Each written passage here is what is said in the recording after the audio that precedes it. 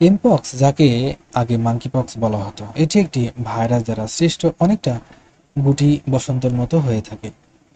যাই হোক, এটি একটি বিরল প্রকৃতির রোগ। বেশিরভাগ ক্ষেত্রে এই রোগটি আফ্রিকার অঞ্চলে হয়ে থাকে, তবে বিশ্বের অন্যান্য অঞ্চলেও দেখা গিয়েছে। বর্তমানে বিশ্বের বিভিন্ন অঞ্চলে দেখা দিচ্ছে, এই রোগ ছড়াচ্ছে। এই রোগটির সূত্রপাত 1958 সালে এবং সর্বপ্রথম ছড়ায় বানর থেকে। আর তাই এই রোগের ভাইরাসকে মাঙ্কিপক্স বলা হয়ে থাকে। এমপক্স বিভিন্ন উপায়ে ছড়াতে পারে। এই ভাইরাসটি ব্যক্তি থেকে ব্যক্তি ছড়িয়ে পড়তে পারে।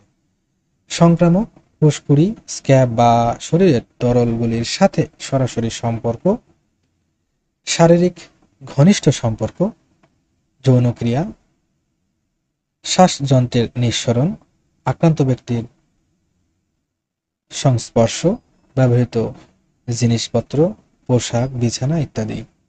এছাড়াও গর্ভবতীর মাধ্যমে ভ্রূণে এই ভাইরাস ছড়াতে পারে। সংক্রামিত প্রাণীর কাছ থেকে বা সংক্রামিত প্রাণীর আঁচড়, সংক্রামিত প্রাণীর কামড় এবং প্রাণীর ব্যবহৃত পণ্য বা জিনিস থেকেও ছড়াতে পারে।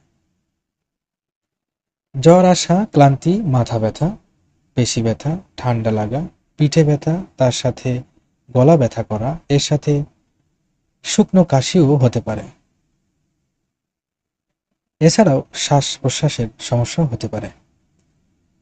জ্বর শুরু হওয়ার 2 থেকে 3 দিন পর ফুসকুড়ি দেখা দেয়, প্রথমে মুখে এবং পরে শরীরের বিভিন্ন অংশে ছড়িয়ে পড়ে। তবে হাতে পায়ে, বাহুতে ফুসকুড়ি সবচাইতে বেশি দেখা যায়। তারপর গুটিতে এক প্রকার ক্ষত তৈরি হয়।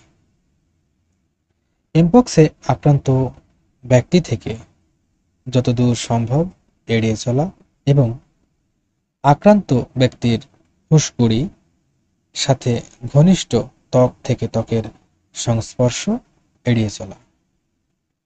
ফুসকুড়ি বা স্ক্যাব স্পর্শ না করা। এমপক্সে আক্রান্ত ব্যক্তির খাবারের পাত্র, বিছানা, পোশাক ইত্যাদি থেকে দূরে থাকা বা এড়িয়ে চলা। হাত প্রায়শই সাবান পানি দিয়ে ধুয়ে ফেলার অভ্যাস গড়ে তোলা।